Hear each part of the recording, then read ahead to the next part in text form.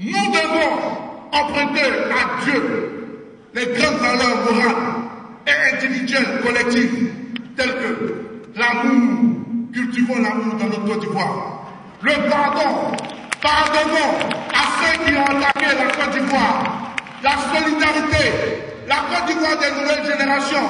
Nous devons être unis, un et indivisibles, le respect des autres et le respect de la vie humaine. Parce que tant que tu vas respecter la vie humaine, tu ne pourras pas tuer ton être semblable. Nous devons aimer le travail. Nous devons, camarades, aimer le travail. L'heure de travailler est arrivée. Nous devons travailler dans l'honnêteté. Pour y arriver, l'Union des nouvelles générations propose que les religions, véhicules par excellence de ces valeurs, soient affranchies de toute influence extérieure et qu'elles puissent garantir leur attachement aux valeurs nationales. Pour cela, il faudra les aider à se développer d'abord sur fonds propres. Mais l'État doit pouvoir donner des subventions aux églises, aux mosquées, aux catholiques, de même que nous subventionnons dans notre pays l'art, le sport et la culture.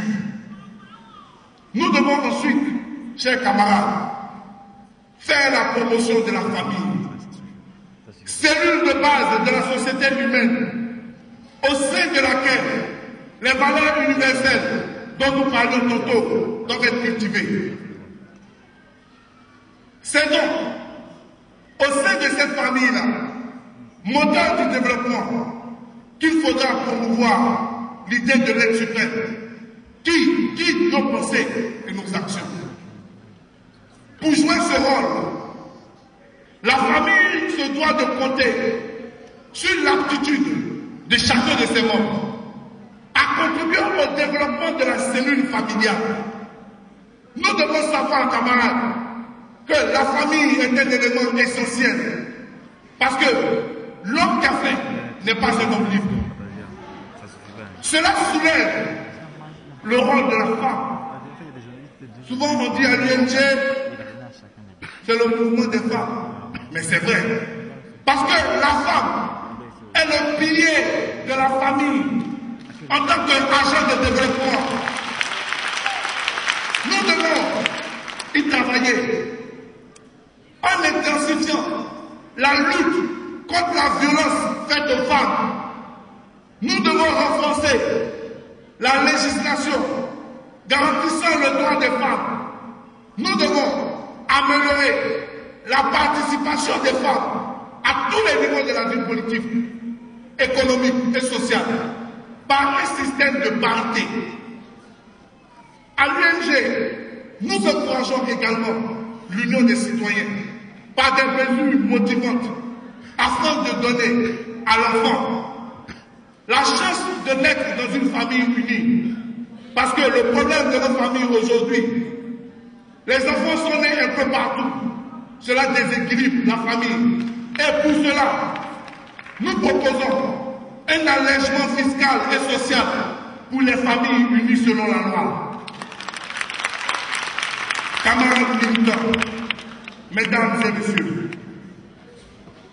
l'intégration des personnes vulnérables, ça veut dire les handicapés, les aveugles, les sourds-muets. Nous devons les intégrer dans notre tissu économique et social. Le troisième pilier de notre société de progrès. Longtemps, confiner ces personnes-là dans un état de pouvoir toujours tendre la main, d'être des intérêts assistés. Les personnes vulnérables doivent bénéficier de notre égard. On ne doit plus les regarder comme s'ils font pitié. Ce sont des hommes. Mais nous devons les aider à contribuer à bâtir la société de progrès. On doit et on peut y arriver, notamment en introduisant un quota minimum pour les personnes vulnérables dans la fonction publique et dans le secteur privé. Chers camarades, que dirons-nous de l'école? À quelle école pensons-nous? L'école des nouvelles générations, quatrième pilier de la société de progrès, devra être apolitique. Sortons la politique de notre école. Cela est un préalable à toute réforme du système éducatif. Il faut y arriver en amenant les organisations syndicales à respecter l'apolitisme de l'école. Ils doivent travailler exclusivement pour la valorisation du cadre de vie et du travail des enseignants, des élèves et des étudiants. Le système éducatif pourra ainsi se reformer avec une finalité, avoir 100% de la scolarisation. Nous pouvons réduire le chômage galopant. Pour ce faire, il faudra renforcer les moyens mis à disposition du système éducatif. Nous devons, chers camarades, initier la scolarisation obligatoire jusqu'à la classe de 3e. Nous devons améliorer le programme de formation suivant les besoins spécifiques des populations. Chers camarades, nous devons améliorer l'efficacité interne du système en réfléchissant à un système d'éducation beaucoup plus pratique qui va résoudre la question de l'adéquation, formation et emploi. Pour coller à ces nouvelles réformes administratives, cela reviendra aux provinces de pouvoir mettre cela en place. Ces provinces-là devront créer des universités, des centres de formation professionnelle dans chacune des régions de notre pays, en tenant compte des spécificités locales, en liaison avec les collectivités et les entreprises. Nous devons avoir le nouveau système éducatif qui va favoriser le placement en apprentissage, l'émergence des formations de technologies de haut niveau, l'orientation des élites formées vers l'entrepreneuriat en facilitant l'instauration des entrepreneurs. Nous devons bâtir et les aider à avoir des prêts qu'ils vont rembourser à taux préférentiel. Qu'allons-nous dire, chers camarades, de la santé des Ivoiriens? La Côte d'Ivoire sera le pays de la santé de proximité. La nouvelle politique administrative nous en donne les prétentions ainsi que les moyens. Il nous faudra la capacité de notre pays d'avoir un centre hospitalier universitaire dans chaque province, un hôpital régional dans chaque région, un hôpital général dans chaque département, un centre de santé dans chaque commune, capable d'effectuer certaines petites opérations telles que la césarienne, l'hernie, l'appendicite. Et ces centres de santé-là devront exister dans chaque circonscription d'au moins 5 000 habitants. Tous ces établissements hospitaliers seront équipés en personnel pour satisfaire aux besoins des Ivoiriens. Nous devons créer des unités mobiles pour rapprocher les soins de la population rurale. Dans cette politique sanitaire, le développement de la pharmacopée sera de mise. On doit intensifier les programmes de recherche. Pourquoi? Parce que l'enjeu est de mettre à la disposition des Ivoiriens des produits pharmaceutiques beaucoup moins coûteux et mieux adaptés à nos réalités tropicales. Pour résoudre la question des prises en charge sanitaires des Ivoiriens, l'UNG propose la mise sur pied d'un système avec une assurance maladie par province et par corporation. Cela veut dire quoi? Dans chaque province de Côte d'Ivoire, nous devons avoir une assurance maladie pour les agriculteurs, une assurance maladie pour les transporteurs, une assurance maladie pour les enseignants. Ce système d'assurance maladie là, universelle, devra avoir deux sources de financement. La première source de financement est une redevance santé dont le taux sera défini selon les besoins en santé de la province et des aptitudes de chaque corporation à y contribuer. Mais la deuxième source de financement, qui sera la plus grande, devra être la subvention de l'État. L'État se doit de participer à la santé des Ivoiriens, parce que l'État est là pour que nous soyons et nous nous sentons bien dans notre corps. Camarades militants, mesdames et messieurs, le sixième pilier de la société de progrès sera l'industrialisation effective de notre pays. Notre pays doit être un pays industriel.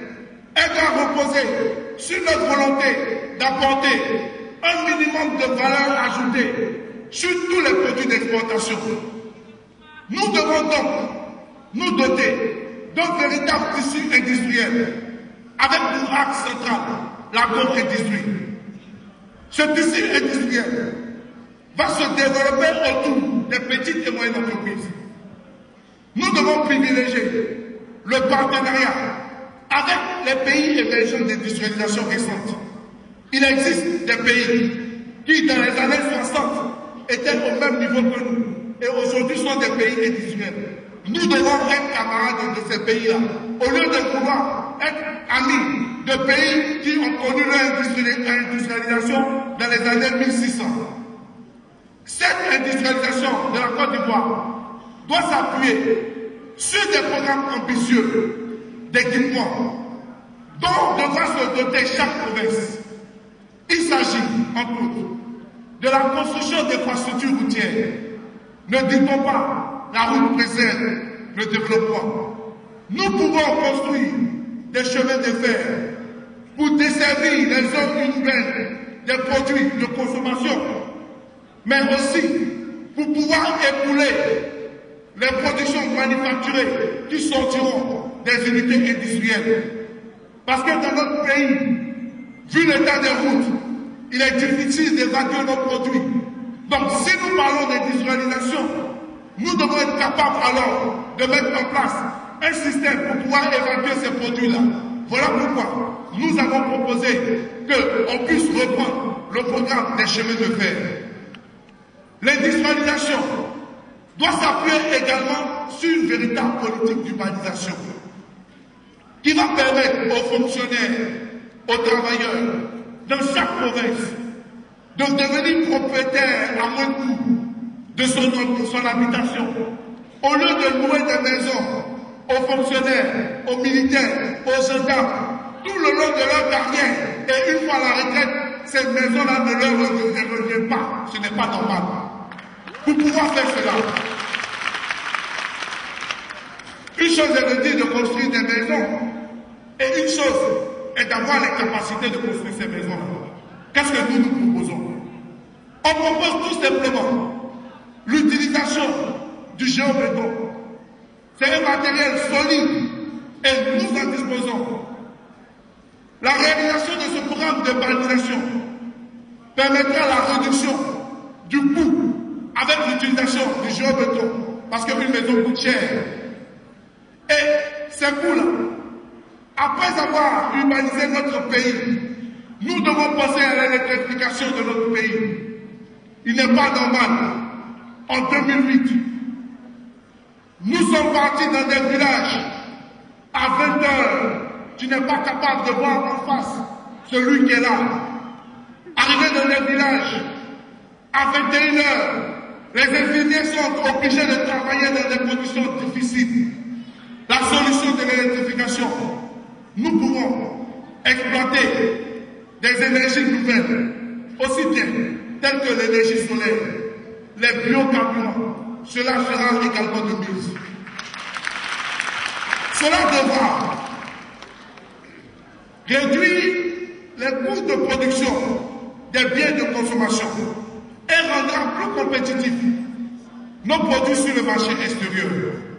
Ensuite, chaque province devra soutenir les initiatives privées avec la Banque nationale de l'entrepreneuriat, les banques de développement, les banques commerciales et les institutions financières dont elle sera pourvue.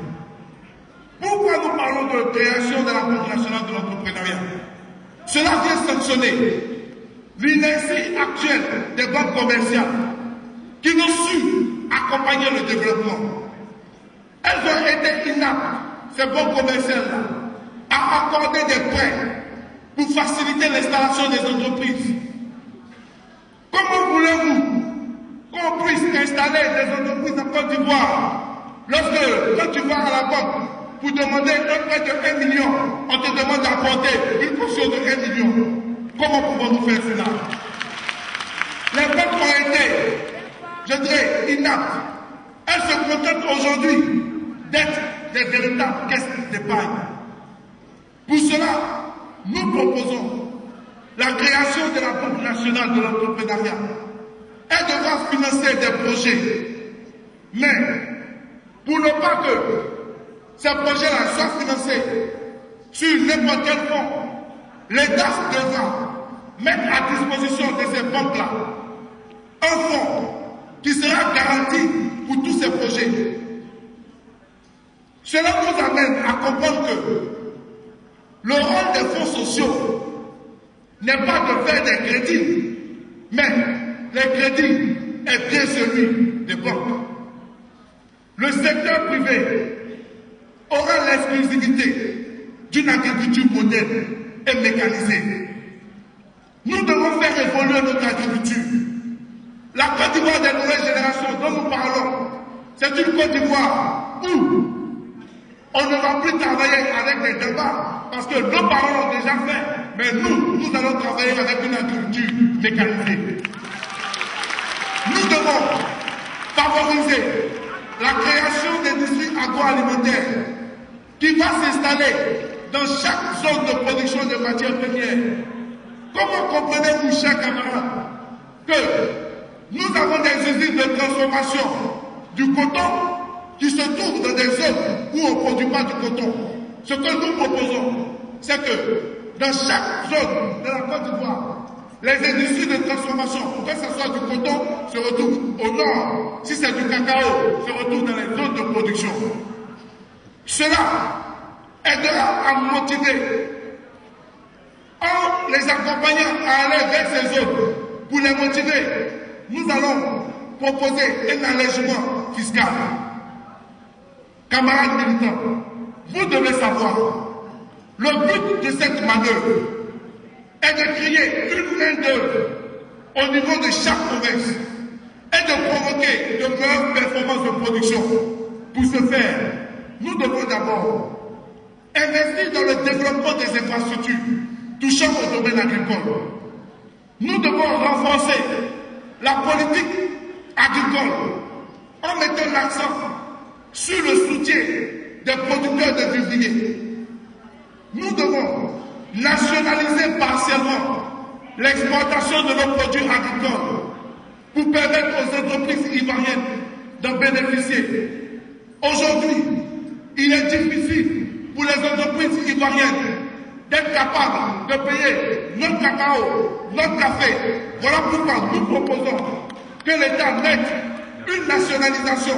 Si la Côte d'Ivoire produit 3 millions de tonnes de cacao, l'État se doit de réserver une partie aux entreprises ivoiriennes pour que nous aussi, nous soyons capables de payer nos matières premières. Nous devons ensuite, je dirais, introduire un quota minimum de transformation de nos produits agricoles. Pourquoi? Si nous voulons que notre pays soit un pays industriel, nous devons arrêter de vendre seulement les fermes, mais nous devons pouvoir transformer tout ce qui est matière première.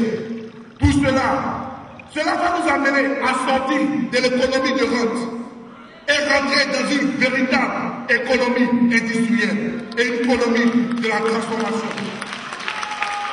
Chers camarades, La Côte d'Ivoire des nouvelles générations va renforcer la recherche et l'innovation technique pour la conservation et la transformation locale des industries agricoles. À cet effet, il faudra promouvoir dans l'école l'esprit d'entreprise à travers un programme que nous voulons que l'État puisse avoir. C'est tu cherches un emploi, crée-le. L'objectif de ce programme, c'est d'aboutir au moins à 80% de jeunes diplômés et déscolarisés qui souhaitent avant tout avoir leur entreprise. Nous devons changer la mentalité de nos jeunes et dire à ces jeunes-là que le problème n'est pas seulement d'aller s'asseoir dans les bureaux, mais le problème c'est d'être entrepreneur et manger à la sueur de nos fronts. Nous devons être entrepreneurs. Pour cela, chers camarades, nous devons baser notre esprit sur un véritable esprit de gagneur. Encadrons le suivi des activités des PME. Favorisons l'émergence de l'entrepreneuriat féminin. Nous devons valoriser l'emploi en milieu rural. C'est ça la Côte d'Ivoire dont nous parlons. C'est ça la Côte d'Ivoire que nous voulons bâtir. C'est ça la Côte d'Ivoire que les Ivoiriens recherchent. Notre 7e pilier, le chiffre 7 comme la perfection, sera pour notre société de progrès de créer une véritable armée républicaine. Une armée où ils vont savoir qu'il faudra défendre d'abord le pays avant de défendre ses intérêts propres.